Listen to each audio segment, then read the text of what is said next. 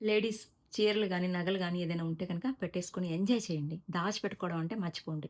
ఎందుకంటే తొందరలో ప్రపంచం అంతరించిపోతుంది. నేచర్ మాత్రం సైలెంట్‌గా ఉందని మాత్రం అనుకోకండి. అదేంటి? ఎందుకంటే నేచర్ చాలా సహనంగా కనిపిస్తుంది. ఆ నేచర్ సహనాన్ని మనం బలహీనంగా తీసుకుంటే మాత్రం సరిపోదు. అదే నేచర్ ఏదో ఒక రోజు రెడీ అవుతుంది మనిషికి తన స్థానాన్ని గుర్తు చేయడానికి. ఆల్రెడీ 2020 నుంచి 2022 వరకు మనం అసలు ప్రపంచం అయిపోతది కరోనాతో అనుకున్నాం. మళ్ళొక ఛాన్స్ ఇచ్చింది నేచర్ మనకి.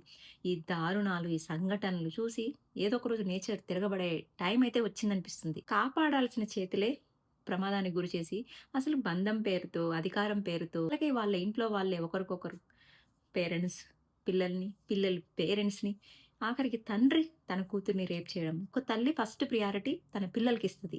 అలాంటి తల్లే ఈరోజు తన చావుకి కారణమైంది.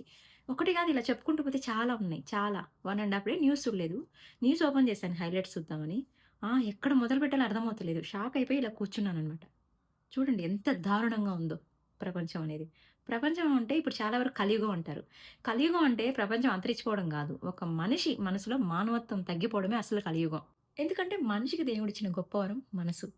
ఆలోచించే శక్తి, దయ, జాలి, కరుణ. అవన్నీ వదిలేసి జంతువులా ప్రవర్తిస్తుంటే ప్రకృతి సైలెంట్‌గా చూస్తుందిలే ఏం కాదులే మన పనులు నడుస్తున్నాయి అనుకోవచ్చు. అదే ప్రకృతి ఏదో ఒక రోజు సమాధానం చెప్తది.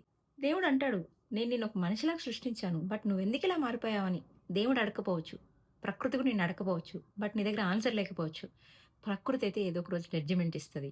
దానికి నువ్వు రెడీగా ఉండు.